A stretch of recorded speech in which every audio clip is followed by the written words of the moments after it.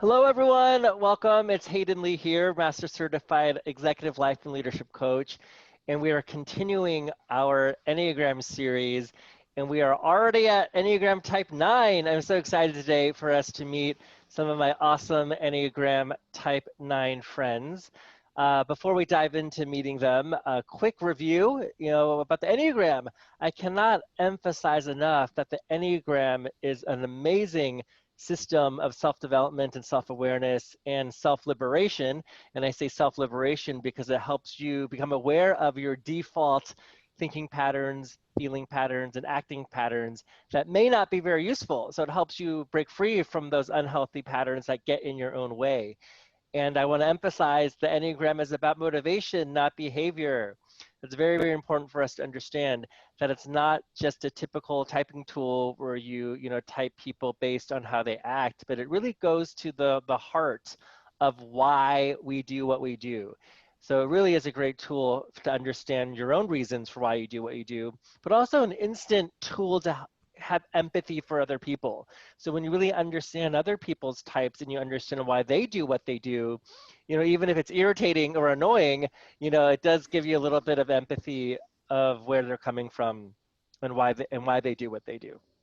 And I want to remind everyone the Enneagram is not static. It really is it's a map. It's a map of awareness, a map of development, where the more you understand your own type, you can then move around the Enneagram like a map in order to, become the best of all the types. Because ultimately we are whole humans. All 9 types are in us. And when you learn to use the Enneagram as a system of development, you become the best of all the 9 types are within you. So with that said, I'm so excited to jump in to meet our awesome Enneagram 9 friends today. Enneagram Type 9 is often called the Peacemaker, or the Adaptive Peacemaker is the nickname for them. And for the 9, their core motivation really is to keep balance, to keep peace, to keep harmony.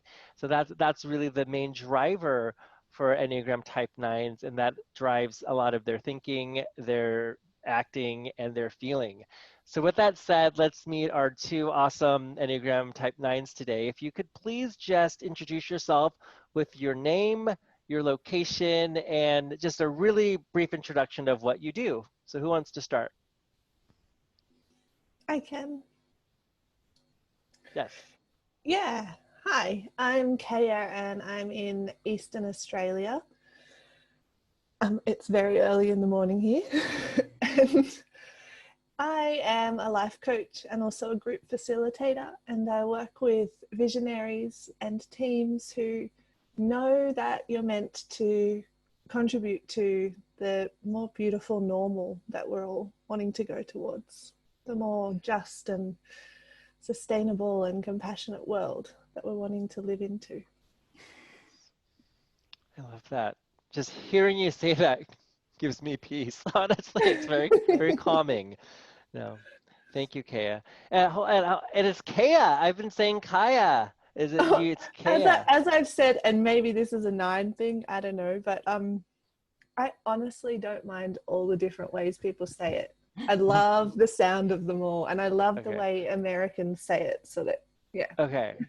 Well, I think that is a 9 thing to say. So I just want to check in with you though. That do you prefer Kaya or Kaya? Like, do you really have a preference? I honestly don't mind, and I have checked into that, especially looking at the 9. Like, am I just suppressing my? Yeah. Yeah. No, I'm cool. Okay. Well, it's an open invitation to if and when you prefer Kaya and I say Kaya, feel free to correct me. So, yeah. Cool. Thank you. All right, go ahead, Peter. Hey, I'm Peter, and I'm in the opposite end of the world. I live in Budapest, Hungary, so it's late night previous day here. And I actually work in film industry full time. And next to that, I'm getting into more and more into coaching. And it's a funny thing, my motivation for this is what Kaya mentioned. I just want to make the world a better place. Nice. I love it. Thank you. And actually, since we're talking about names, Peter, I noticed, you know, you have an accent over the E in Peter and the A in your last name. Uh, does it bug you when sometimes people don't include the accent? Because I know it's something on my mind. You know, when I email you, sometimes I include the accent, sometimes I don't. Can you let me know what your preference is? Yeah, no, I work a lot in international productions, and I'm really used to the. I mean, it's even impossible to type these accents on an English keyboard, so it's absolutely fine. Does it bug you? I'm really No, curious. no, Like, it actually does not. okay. Well, just checking in once again, you know, invitation to you too, that if Thank you you. prefer written correspondence from me with the correct accents over the E and the A in your name, it is possible. I mean, I figured it out on my American keyboard. Like you hold Oh, down really? the letter, like Uh-huh. if you hold down, well, I have a Mac. If I hold down E, it will pop up different accents. So Oh, yeah, cool. I yeah. didn't So know it is that. possible, That's just so you useful. know. Yeah, it is possible. Cool. And Well, with that, honestly, Hayden, yeah. I don't actually hear when people say it differently because I'm so used to Oh, it that I just appreciate it. Like so it's not like I'm going, oh, he said it different and I'm not going to say anything. yeah. So, and I acknowledge that that can put people in awkward situations, but I'm like, I just hear all the ways and they Yeah. all just sound like my name. Yeah. No, that's cool. Thank you. It's just interesting because I think sometimes Mm. people like, you know, their name may be Sarah, and then I'll be like, "What about you, Sarah?" They're like, "It's Sarah." So I'm like, "Sorry, I didn't know." So I just wanted to make sure that Yeah. you know, honoring both of you in terms of your spelling and pronunciation of your name. Names are Thank important. you. It's our identity. So, all right. Kaya and Peter. So I'll alternate between Kaya and Kaya. So Kaya and Peter. So when you first got your Enneagram 9 reports, yeah, what were your first reactions? Yeah, mine, I actually did it, I don't know how long ago, but a long time ago with just a free report online, and I did get a 9. And at that point, I remember reading it and it just sounded a bit wishy-washy and boring, and I didn't really get it. And so I just left it. Like it wasn't a type that really jumped out at me. And then when I did it with you, Hayden, and like chose to actually put more energy into like, what is this Enneagram? I could see why I was like, oh, it's a bit wishy-washy and doesn't seem very powerful and not very clear to me. But then I also fully saw myself in it and in the challenges and the gifts of like, oh yeah, I'm so good at like seeing all the perspectives and mediating conflict, and also I'm often really terrible at saying no and really even knowing where I fit into a situation with lots of competing needs. Yeah, nice. Thank you. What about you, Peter? I think it might be a 9 thing to do, but it was like in 2 rounds for me as well. The first time I did, at very first, I thought for a long time I was a type 7. And then I did one test, which came up like I'm not a 7 at all, but mostly 9. But also there was a tie between several other types. And I read all of them and thought that that 9 is yeah, it's just boring. It doesn't really click. It doesn't sound like me. And then but I remember that maybe it's something with type 9. I should check. And then when I did the one with you again, the same thing happened to me as to Kaya. Then finally, I put the energy into it. I sat down, I read all the sentences, I marked up the report, and it was, yeah, it finally, I saw that it is me. I had a lot of aha moments. I had a lot of like little happy moments when I saw something like, well, this is a typical behavior of yours, and this is how you can solve it. And he said, oh, it really is. And oh, I can solve that. So I had a lot of aha moments. First, I tried to ignore it a couple of years ago, and then as for now, I see it, and it really fits. Nice. Cool. Thank you. It sounds like you actually had kind of a similar experience of taking it first and kind of dismissing it, not really liking the 9 or not, but then actually digging into it, there was a lot of truth. And I actually want to share something with you too. So I told the type 8s, that I felt the type 8s were the most misunderstood type, right? And I want to tell the type 9s, I actually think the 9s have the capability to actually be the most important, most powerful type. And this is why. So 9s, if the Enneagram is a circle, right? And the 9 actually sits at the top of the Enneagram, right? So and remember the 9, their virtue is the right action. It's really focusing on doing the right thing. So when 9s tap into that, they're actually, in my opinion, like the most powerful and embodied best of all the types when they're able to. So I just want you, that's really how I feel, as the 9 really has the ability to be the most balanced, the most whole, which is such a great superpower of the 9, to be able to be compassionate and empathetic and hear everyone's views, and also though step into his or her power, say what he or she wants, and do the right thing. I mean, that is a very powerful combination. But what are your thoughts on that? That the 9 is actually on the top of the Enneagram. It sits on the top of the Enneagram, and that it's in the action center. When you do the right actions, the 9 is actually a force of nature. So what are your thoughts on that? Do you want to go first at any point, or do you want me to just keep Oh no, in? feel free to feel free to go first. Oh, you're also polite and considerate. I love you, 9s. Yeah. Oh, that lights me up, and it's interesting. I just had a conversation yesterday, with my coach, around Erin, who's also on your panel.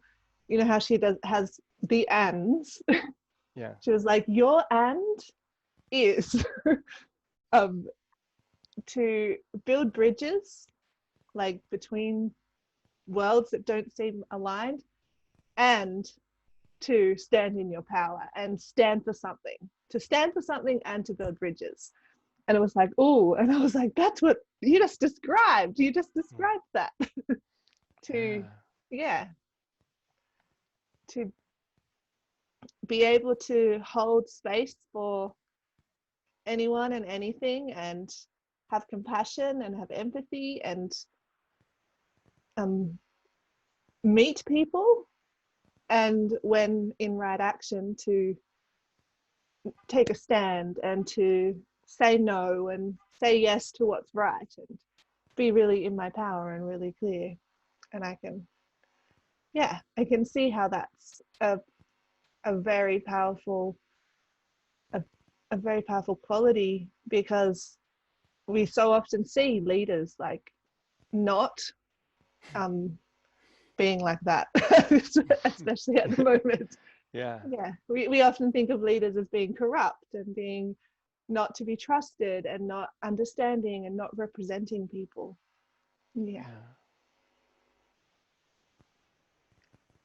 Peter? Well, I totally agree. The gift of seeing the right action, it can easily be a burden, because if you see always what should be done for peace and balance, but you yourself don't step up to make it happen, then it's a really, really frustrating thing to see. And after a while, at least I myself started acting like watching all the bad things that happen, and after a while, I lost track of watching the good things. So I mean, when someone is doing the right thing, and after a while, I'm just focused on oh, who is doing the wrong thing, who is doing the bad thing, and it's really frustrating. So so yeah, if this this seeing the right thing to do is not acted on, becomes a heavy burden. Yeah, which is really well put, Peter, and it goes to some of the typical action behaviors, you know, of a nine. The nine sits in the action center, which is interesting, right? The action center consists of type 8, type 9, and type 1. So so 9 sits in the action center, and the action center types have an interesting relationship with anger. Yeah. So and it's all a different relationship with anger and how they act about it, right? So 8s typically is more expressive of their anger. It's outward, right? Their energy for the 8s are more bigger energy, outward energy, and their anger is more outwardly expressed. 1s action energy is more self-control, right? Because 1s are perfectionists. They want to self-manage. They want to control their emotions. They hold their emotions in. They will feel angry, but they'll just smile and nod, and even though they're angry inside, because it's not polite. It's not the right thing to do to be angry. So 1s are very much about, oh, I'm going to have self-control. I'm going to control my emotions. So 9's relationship with action and anger is a little bit different. I call it either contradictory or confused energy. And what that means is 9s are very busy people. They take action, but it might not necessarily be the right action. It might not necessarily be action towards their own dreams and goals. It might not necessarily be speaking up, you know, to do the right thing. And their anger can come off as passive aggressive. So Peter and I were talking about that yesterday. What's coming up for you when I talk about 9's relationship with action, how they take action, what they choose to take action on, and passive aggressiveness when it comes to anger?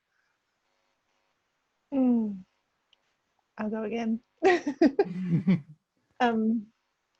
I on the action taking, I'm a lot more conscious of it now. I've got the right action in my mind, and still it's a struggle sometimes, especially sometimes when it's the things that are really important to me, like even to the point of like I'll find myself thinking how important housework is, how important all these other things are that totally don't fill me up. They're not like my soul's work.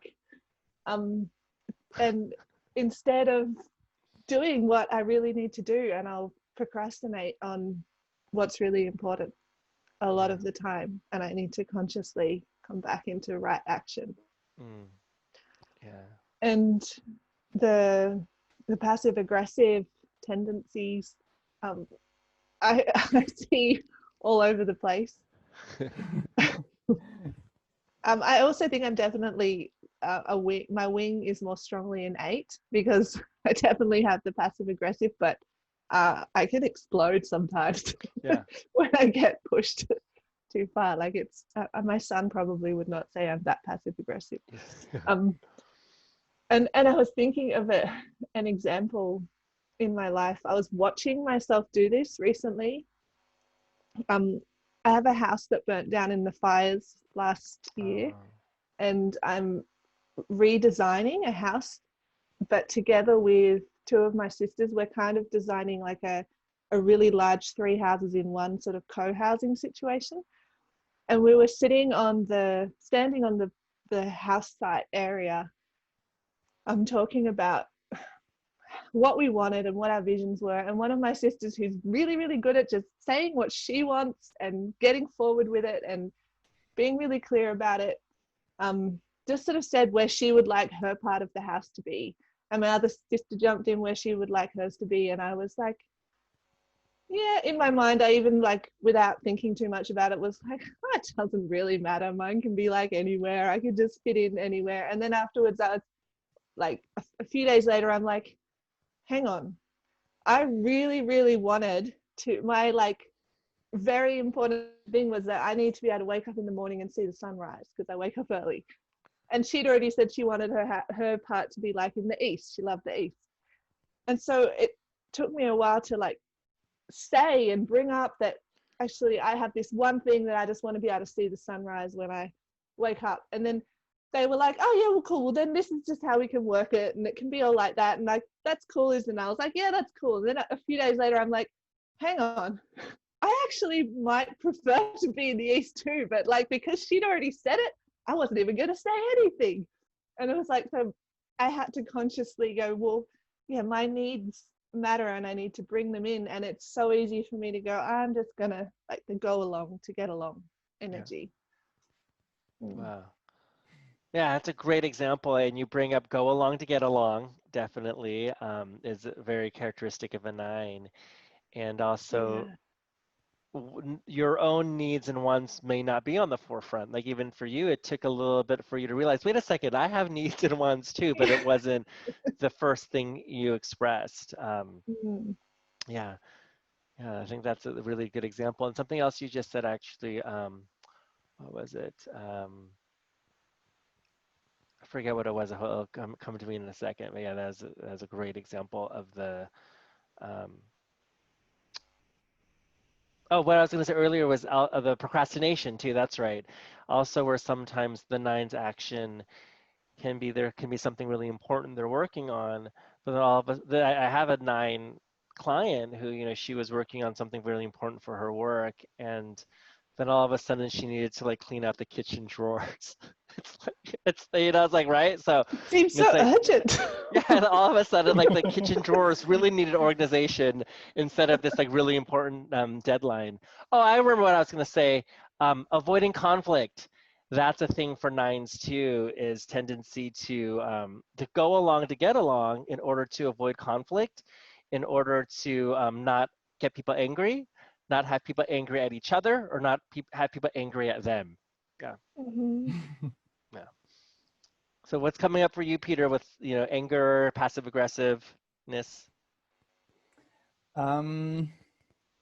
Yeah, the passive aggressive behavior was, it took a long time for me to accept that I do that because I always feel like, oh yeah, cool, yeah, well, let's just do that what you said. Yeah, I agree. And it feels like I'm just very, very accepting, which sometimes I am, but sometimes it's just a way of avoiding conflict or stirring the balance. And this is where it's a really funny combination that type 9 sits in the action center, and you also talked about the seeing the right action that should be done, but then this feeling comes in that I don't want to stir the balance, or I don't want conflict. Let's just let this be. Let's make this your way. It's okay. It's fine. It's fine. And then I'm still busy, but I'm either working on someone else's ideas, dreams, projects, goals, or just procrastinating. Like it seems as if I'm working on my own goals, but but usually just on really, really side things I do, and not the most important steps I should take, because that would stir the balance. That would I don't want to seem controversial. I don't want to like bother someone else with the right action. Yeah. So that way I avoid right action. Yeah. I don't avoid action, but I avoid right action. Yeah. Kai, I see you nodding. Is it like looking into a mirror? Yeah, it is. It's so bizarre. Yeah. And I do see that at first I was the same as you. I was like, I don't really, especially around the blind spots, like I don't really see how I'm being passive aggressive. I'm just like going with the flow. Yeah. But in terms of relationships, I could see that sometimes it's this silent, stubborn way of like trying to get my needs met without anyone even really knowing what my needs are, or like but it's just, and holding up and sort of not being super cooperative, but seeming like I'm willing to do something for someone. Wow, which is, I love that you said that, like seeming like you're super cooperative, but not really being super cooperative. It's that's a type of passive aggressive, which is sometimes the nine's choice of inaction. Nine's choice of action is inaction, right? Where it's like sometimes the nine may be like, oh yeah, I'll do it, but you really know you're not going to do it. Like, yeah, like appointments. Yeah, I'll just say yes to that, and then I'm just going to work out a way to just not do it silently without letting you know. I love it. I love that. Yeah, I love that you're both owning up to it. That sometimes nines will say yes to an appointment when you full on know you're not going to do it. Well, which I think it's like you'll say yes to go along to get along, but you know, instead of in the moment being more assertive or firm to like, you know, actually that doesn't work for me, or, you know, I can't make it, you know, because but you know, the blind spot though for nines is though when you are that passive aggressive, it actually ends up making it worse, right? It actually ends up, but because you're trying to avoid conflict and you're trying to avoid a problem when you are being passive aggressive, but actually in the long run it ends up making it a bigger problem. Because if you had actually directly stated what you wanted in the first place, you could have avoided an argument or could have avoided problems later on. So right? true. And I can see how that can really drain energy for me to say yes to something I want to say no to, because then there's the tension of that, which makes it harder to be in right action. It's like, wow, look at that. And not to mention the energy drain of you knowing you're going to need to cancel this appointment in 2 weeks. So that's 2 weeks of having this weigh on your shoulders when you could have just been like, yeah, I can't do that. Yeah. Yeah. What's going on, Peter, for you? I have this a lot. And actually, if I think back, like 10 years back, I had a lot of conflicts out of these. And if I just have said what I really thought and what the situation really was in the first place, there might have been some disagreement or something, some disappointment, but not that big conflicts like that I had. So yeah, it's an everyday thing for me. Which goes to, you know, the feelings, right, of the feeling patterns of the nine, like, you know, easygoing, you know, pretty calm, I'm pretty empathetic. We talked a little bit about relationship with anger, and kind of Kaya mentioned this too, where nines are pretty good at, like, they hold it in, but when they get angry, they will explode, and they can explode. So nines are kind of scary when they tap into their anger, because it takes a lot to get them angry. But when they blow, it can be pretty explosive. Like, I mean, like your energy and your tone, it really is very calm and easygoing. Like, I just like being around you too. But can you share with me what's the opposite look like when you do blow, when anger does explode? Like, can you think of a time when that happened and what was that like? Yeah, the person who experiences it the most is my son. He's an incredibly fiery person, and also incredibly stubborn. I haven't actually worked out what types my kids are. Would be great to do. And when I get pushed to a point, I mean, when I say pushed, that makes it sound like it's someone else's fault. When I come to a point where my needs are so like not considered and they're screaming at me, I can yell, I can scream, I can chuck tantrums, be totally not dignified at all. Yeah. How about you, Peter? Well, I was so extremely on one end of this that for a while I said only computers can get me angry. And then I started working in film industry and realized that human beings can get me angry as well. and yeah, it takes a lot of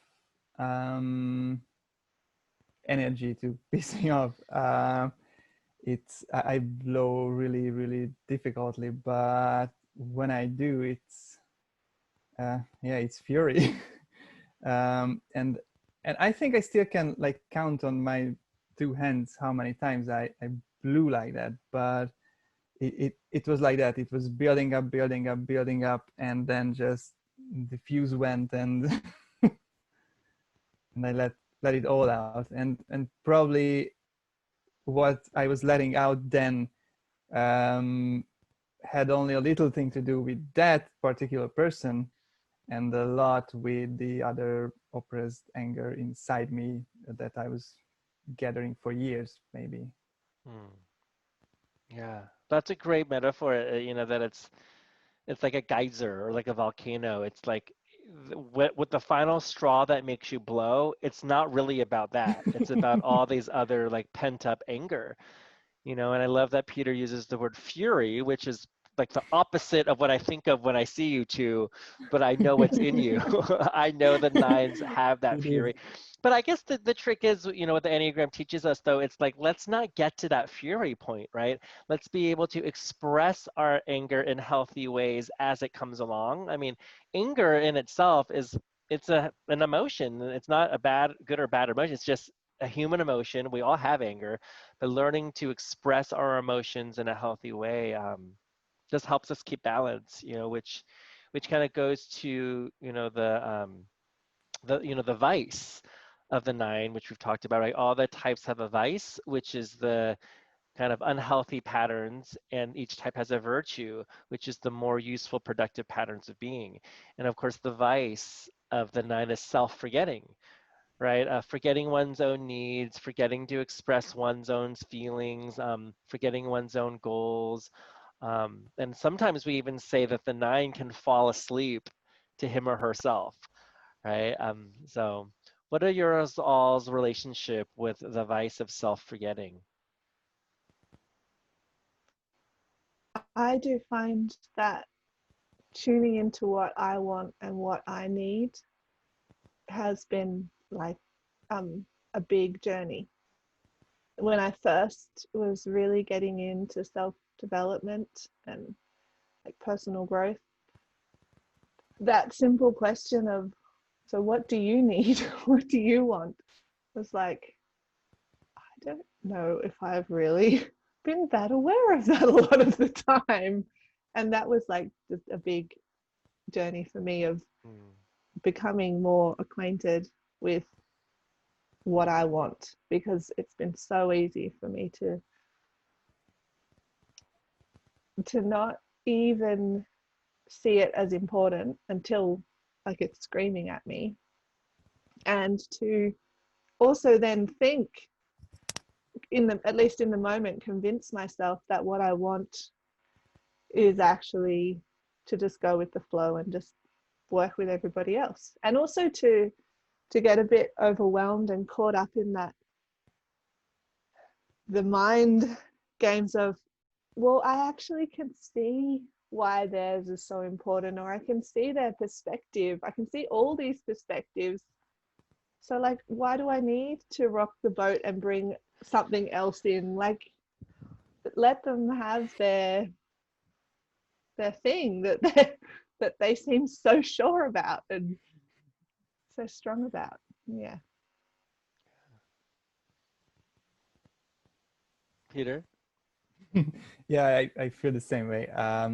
And it's really funny because I'm always like, okay, let's just do it your way. It's fine. It's fine. And I mostly think it really is. But then what is accumulating in me is that, okay, but I always let other people do what they want and how they want it. But when will they let me do things how I want and what I want? And which is funny and controversial, because if I never share what I want and how I want it, then how would it happen? I mean, I let them do it their way because they stated it, and I was like, okay, it's not against me. You can do it that way. But if I myself never say how I want it, then I can be sitting there and waiting for it to happen. But even I mean, they don't know what I want, so why would they go that way?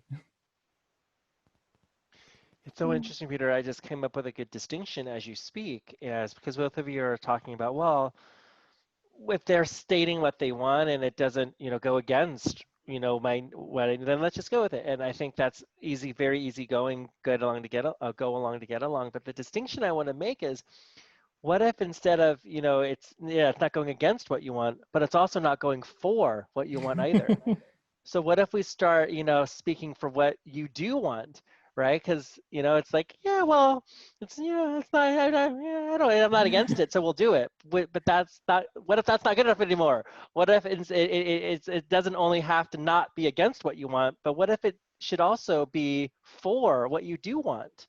What are your thoughts on that? The right action, once again, is the virtue. So what if your decisions, when you make decisions, it needs to align with the right thing that you do want? What are your thoughts on that? That's reminding me how important it is to practice speaking up for what I want, and to practice doing it first as well, because the more I do that, the more I'm more strongly in touch with what I want, and I'm more in my power.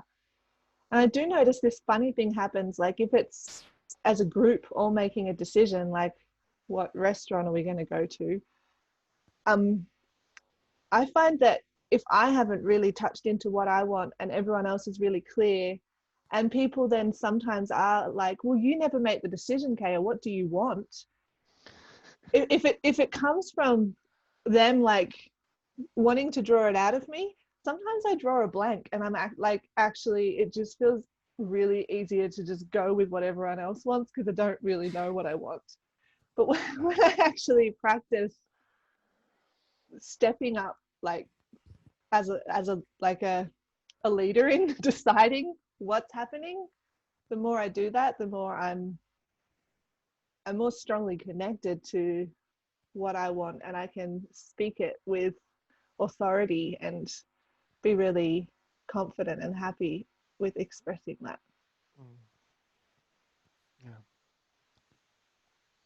Peter, go ahead and chime in. You don't need to wait for me to call on you, just so you know. Anytime you want to speak, Peter, please start speaking. I think it's a very type 9 thing to do. Yeah. I really love the expression you used, Kaya, the word practice, because what I feel sometimes in these situations, on one half, as you mentioned as well, that I feel like I don't have a too clear picture of this whole thing. They seem to know what they're talking about, so let them do that. It's easier. On the other hand, when I feel like I know what I want and they're asking me, usually I feel like I'm lacking a tool set to articulate my wants in a way that will not offend anybody. And I'm using the word tool set on purpose here, because I really think this is something that if I practice, we'll get better at it. But it feels like this is not, it's just now, it's not the perfect time to start practicing. I mean, I don't want to piss people off now by like making a mistake in this trial, and okay, I do it later. I do it next time. And I never do it, and I never practice, and I always still feel like I don't have this tool set, but I never practice, and it's just crazy. I'm going against myself here. Yeah, self-forgetting, right? You keep on just forgetting how important that is. And I love that you two are referring to it as a skill set, a tool. It is. Practicing what you want, or knowing what you want, being able to state what you want and actually know what you want, that is a skill. All right. So for 9s, that skill might not come as easily as another like a type 8 or a type 3, where they're pretty clear what they want, they say what they want, and it is a skill set, right? So this, but on the opposite end, the skill set that 9s have to be empathetic and easygoing and make sure everyone gets their voices heard, that's a skill set that maybe 8s and 3s needs to work on, right? So all the types have natural skills, but also skills to work on. So the skill for you to, the 9s, to practice gosh, what do I want? The more you practice it and say it, the more you get better at it, right? And I love how, Kai used the example of picking a restaurant to eat. I think that's such a good example. How nines really will be like, I don't care, whatever you want, but and I've done this to nines. I'm like, but what do you want? No, what do you want? And then I don't know. And then it's so funny that we've all been there where a group of friends is like, God, where are we going to eat? And then an hour later, we're looking on, Yelp reviews and all that, and we still don't have a place to eat. It's just such an Can I share interesting. something here? Yeah, of course. I just realized something. When we are in this, we nines are in this phase of, you decide, and other people go like, no, you should decide. What do you want? Then we, at least I myself, feel like, okay, he's already getting angry. Yeah, I won't decide. I know. More. So no, let's do what you want. Calm down. We will do what you want. So I love that's such a good example. I know, I can see it's like even when your friends are like confronting you on what you want, it feels too confronting. So then you're like, no, it's okay. Do whatever you want, even though they want nothing more than to get an answer out of you, Yeah. Happens a lot of times. Yeah. It's like an everyday thing. So funny. But then it goes back to a little bit about like the control, right? I mean, nines are easygoing, but they also don't want to feel like that people are controlling them, right? Or telling them what to do, which, that's where the passive aggressiveness comes along. Because I think sometimes when someone is assertive towards you or really direct towards you, you may dislike that, because you feel like it's controlling or confrontational. So it's interesting, right? Peter and I were talking about this yesterday, whereas nines need to work on stepping up and being more assertive. Sometimes they may not like people who seem overly assertive or overly confrontational. Yeah. How's that come up for you when you see people that are, bossy? How's that come up? What happens for you? I think I have definitely worked on that a lot, but I have found it really hard to be around and to like people like that at times. People who are bossy, now I can appreciate it, and I actually, it's like, oh, I need that to rub off on me a little bit more.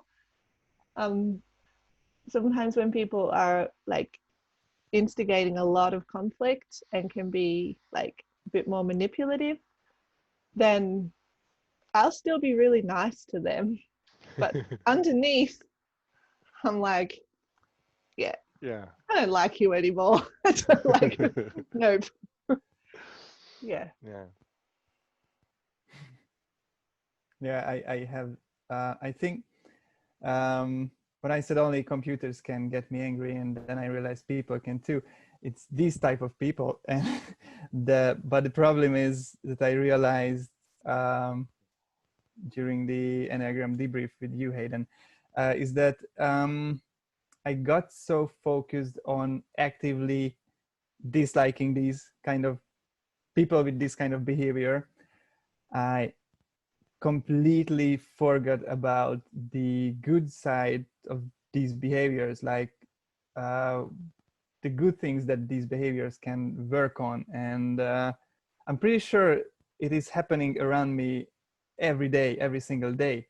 But I'm so focused on the people using these for selfish things and bad things that I can just, I just, for example, I see someone doing something like this in the morning, and then for half a day I will be thinking about that and not concentrating on my work, just going inside in the mental chatter like, how is he doing this? It's so annoying.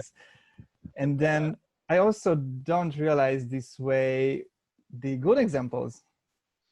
I just shut those off because I'm inside my head, and it's of course the quality of my work is suffering because of that. It's annoying for myself. I'm not living in the moment. Yeah. Which is a good segue actually to the lines of development for 9. The lines of development are ways to kind of stretch yourself and grow yourself by learning from the best of some of the other types. And for 9 in particular, the biggest kind of growth areas for them is lines to 3 and lines to 6. And what does that mean? So there's actually both lines are important to you scoop up the best of the 3 and the best of the 6, but there's even a more kind of nuanced way to use the lines, which we can say are called a release line and a stretch line. And what does that mean? So when when a 9 is feeling a lot of strain or a lot of like passive aggressiveness going on, you could go use your release line first. The release line for the 9 is the 3, right? The achiever, the doer, the competitive achiever. So some of the best parts of the 3 will actually make you as a 9 feel more at peace, more balanced, right? And like Peter was saying, I think the 3 is about, keeping their eye on the prize, right? And achieving something and being able to see the best in everyone, acknowledging the best in people. Because yes, even though people can be annoying, 3s are able to say, or let me see, acknowledge the best in them, and let me see how the best in them can help us achieve our goal, right? Because at the end of the day, we're all in this together. And if we're focusing on what's pissing you off about these people, it's not going to help you achieve the goal. But what 3s are great at is that, all right, even though so-and-so's annoying, let me work on their strengths. Let me focus on what they do bring to the table, right? So that's something 3s do. And 3s are great at setting a goal and achieving it, right? So that will actually help the 9 feel more at peace, more balanced. And 3s are also, for the most part, self-confident, right? To be able to, be confident in what they want, confident in what they say.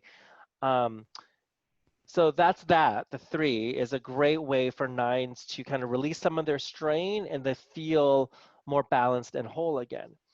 And the other line for the 9 is to the 6, which is called the loyal skeptic. And the 6 can sometimes be called the stretch line because it takes a lot more effort sometimes to stretch and grow into the 6. It could provoke a deeper change, right? So a 6 at their best is about faith and courage, being able to handle their doubts and fears accordingly by creating plans.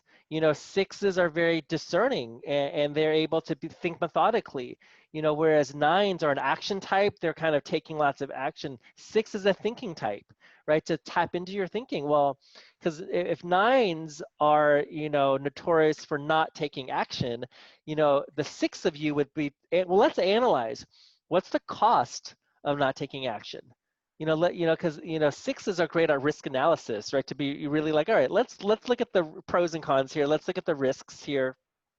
There's great risks, right? As a 9, if you continue to not take action. There's great risks for a 9 if you don't speak up. There's great risks for a 9 if you bottle it all in. So tapping into your 6 would be, what if I stepped into my courage? What if I stepped into faith? And what if I stepped into really being conscious of what's this really costing me if I put this off? What's this really costing me if I procrastinate, right? So those are ways that will help set you free as a 9, is to tap into that 3 or tap into that 6. So what's jumping out at you two with the 6 and the 9? What will really help you grow? The 6 and the 3, is that what I said? Yeah, the 6 and the 3, yeah. I like how you've described the stretch and the release a bit more, because I was a bit confused still about what that meant. The 3, I can really see how that, like, going into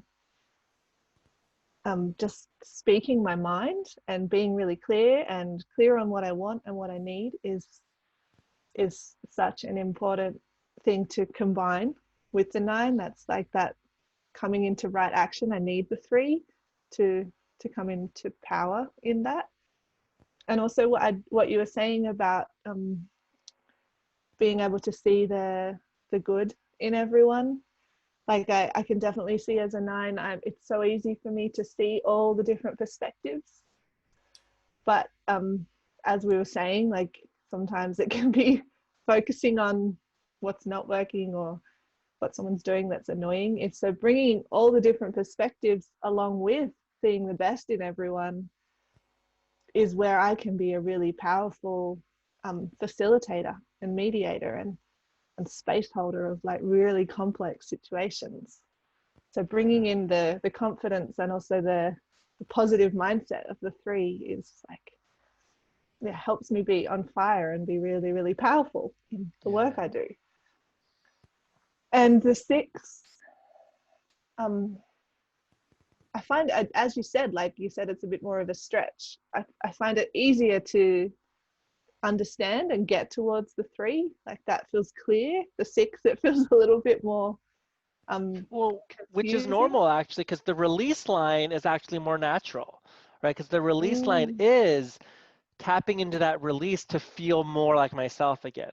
So when things are like, when you're a hot mess and things are out of control, it's better to go to your release first, right? Because the stretch line is meant to stretch yourself into more uncertain territory. It's a part of yourself maybe you haven't explored yet or as much. So that's why we say that, you know, the release is actually a good place to go when like you're a hot mess. But then when you feel like, okay, I feel pretty good with everything, then that's a good time to go to your stretch.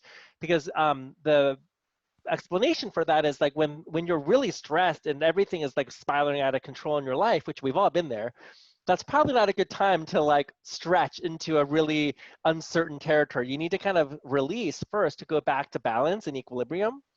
And then it's like, oh, things are really, I feel better. I feel more like myself. Now let me stretch to my 6. But when you're feeling like things are out of control, release to the 3. Like set a goal, get that goal done, speak your mind, and then you'll feel more balanced again. Does that make sense? It does. That's really, really helpful. The things that jumped out at me around the 6 was courage and faith.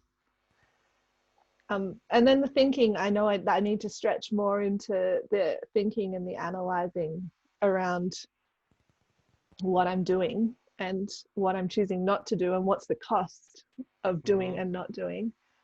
So that's definitely the stretch there that I need to really work on. And then also I've seen in terms of courage and faith that often in my life,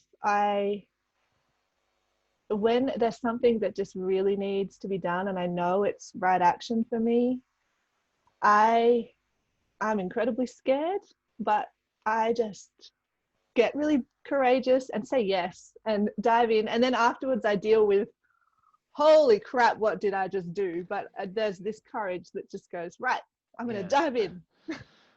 Yeah. That's great. Yeah, that's part of the 6 in you too, because sixes at their best have that courage to dive in. Yeah. What about you, Peter? How are the lines of 3 and 6 for you?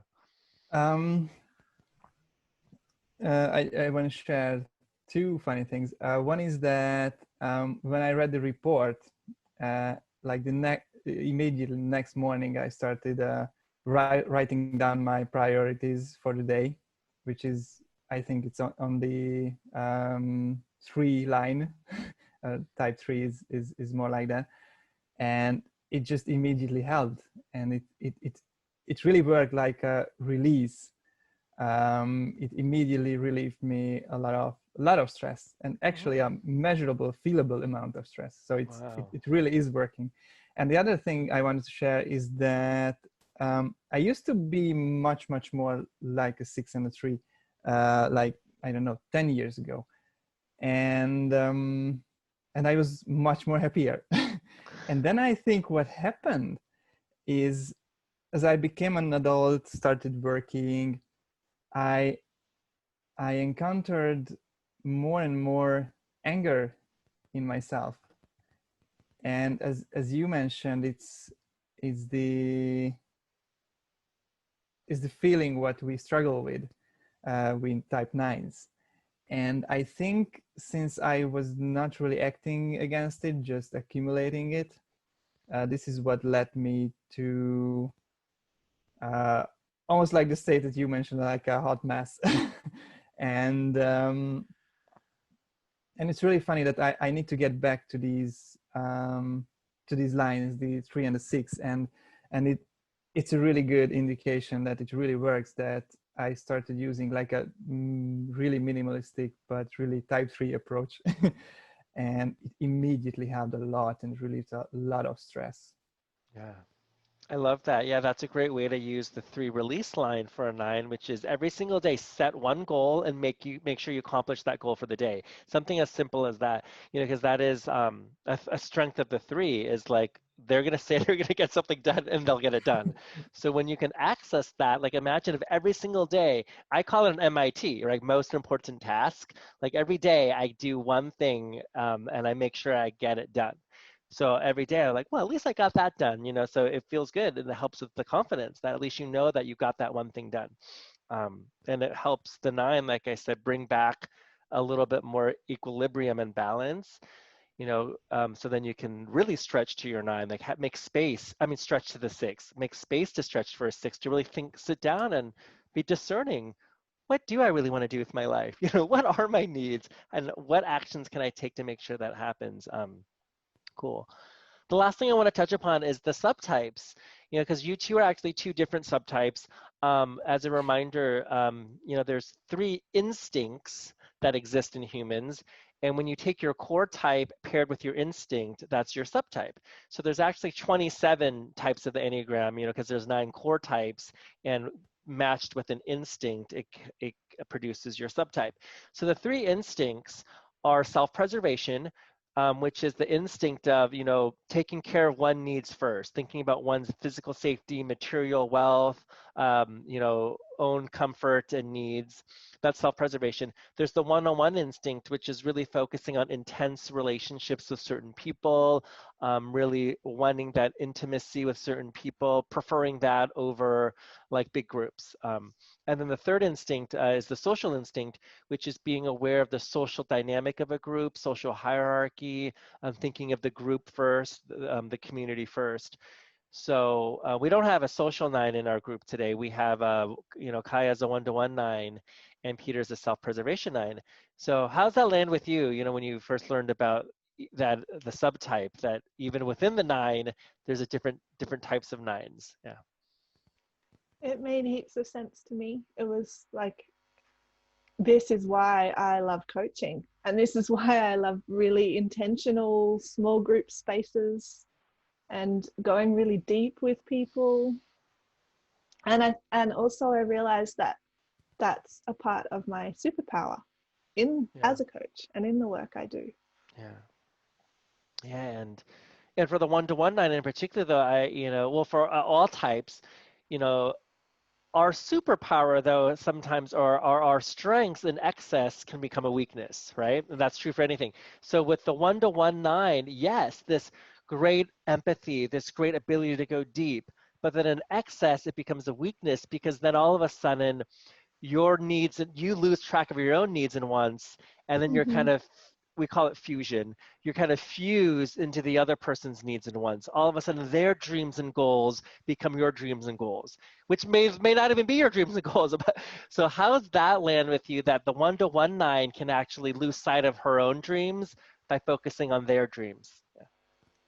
Yeah, that's totally landed with me in terms of really close relationships, like partnerships, relationships with my children, and also business partnerships. I was in a business partnership for a really long time, and I often let myself get a bit lost in, like, not in a really unhealthy way, but if I'm really refined in terms of my awareness of it, I would be busy doing things that were not my zone of genius a lot of the time. How about you, Peter? How does the self-preservation nine, sticking to his routines, sticking to what's comfortable for him, routine, physical comfort, taking care of his own needs and wants, not so much in terms of needs and wants in terms of dreams and goals, but needs and wants in terms of making sure that you're physically safe, making sure you're financially safe, and making sure that you're not rocking the boat if it's going to disrupt that type of security. So how's that land for you as a self-preservation nine? I think it's the best example I can bring up is on a film set, a shooting day when it rains. First of all, I need to be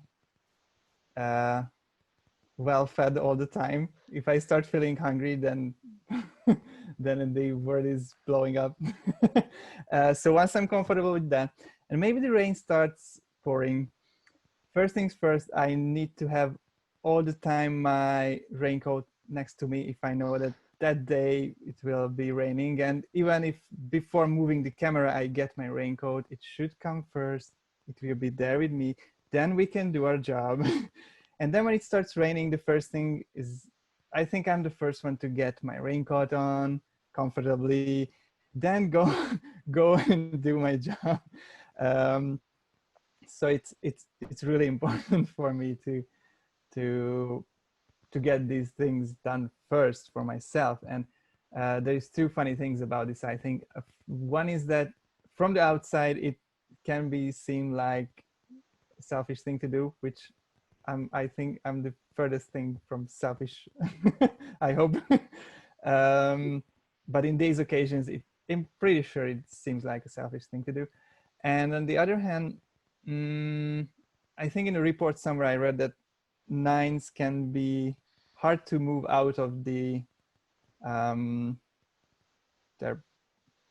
balance, or so if they are staying in one place, they will stay in one place. If they are moving, they will keep moving. And in this occasion, it's true as well. Like if I'm working actively when these things happen, and I'm in the flow, I might be the one who is getting soaking wet in his one shirt, saving the camera, saving the day, making sure everyone's safe before he does anything. But if in this moment I'm in a stationary position, then it's impossible to get me moving before I get before I take care of my own comfort. So it's a really like a two-faced thing. It's really interesting. Yeah. No, that's a cool point. It's actually about routine, because nines find comfort in routine and predictability. So it's like if you're already doing something, you don't want to disrupt that. Or if you're not doing something, then you don't want to disrupt that either. So it is a little bit of the comfort and the predictability. I mean, we didn't talk too much about this, but nines like, kind of predictable structures or predictable processes. And for the self-preservation nine in particular, if you have like a routine, I don't know, let's say every night you have a routine, you like take a shower and eat the same thing at a certain time. Nines can be quite stubborn. Like they don't want to change that, especially the self-preservation nine. There's comfort and safety in that physical comfort. It's like, well, I don't really want to go out tonight because your routine is to, sit on your couch and watch Netflix or whatever, And the example of the raincoat in the rain is a really good example of self-preservation, because and it's not selfish. It's a human instinct. Like I said, we all have it. It's like humans need to survive as a species, and as we have a human instinct. Your human instinct could either be take care of yourself first, take care of like your partner first, or take care of the group first. I mean, that's just the way it is, and you need all three, right? So I'm a self-preservation as well, where sometimes we describe the instincts at a cocktail party. It's like the self-preservations will make sure they go to the food, make sure they know where the food is, make sure they're fed, make sure they have a drink, make sure they know where the bathroom is, make sure that, I'm going to leave at a certain time because it's taking care of oneself first. Whereas the one-to-one, at a party, it's like, really wanting to have those deep conversations with certain people, getting lost in a deep conversation with one person, not even, talking to the same person for 5 hours. Like that could be a one-to-one at a party. And the social at a party is not necessarily they're extroverted, but they know who's who at the party. They're very aware of the group dynamic, aware of who's the host, aware of like the social hierarchy. And that's just fascinating, that those instincts exist. And paired with our Enneagram type, it makes a very unique subtype. So, Okay. well, we are just about at time. Thank you again for this amazing deeper exploration of how a nine feels and acts and thinks. So I'm going to give you all the opportunity to say one final thing on what you want the world to know about nines. So think about that while I give my closing remarks. So thank you, viewers, for watching, the Enneagram series. You can subscribe to my YouTube channel at Hayden Lee Coaching, where I have all the 9 types and many other different aspects of the Enneagram. And you can also visit more of my Enneagram work at my website, haydenlee.com. That's HAYDENLEE.com. Please go there. And thank you for watching. And so thank you to my wonderful 9 panelists. So what are the final words, Peter and Kaya, that you would like to share with the world? And what do you want them to know about 9s? For 9s, I would say we are powerful leaders that the world needs at the moment. So step into that.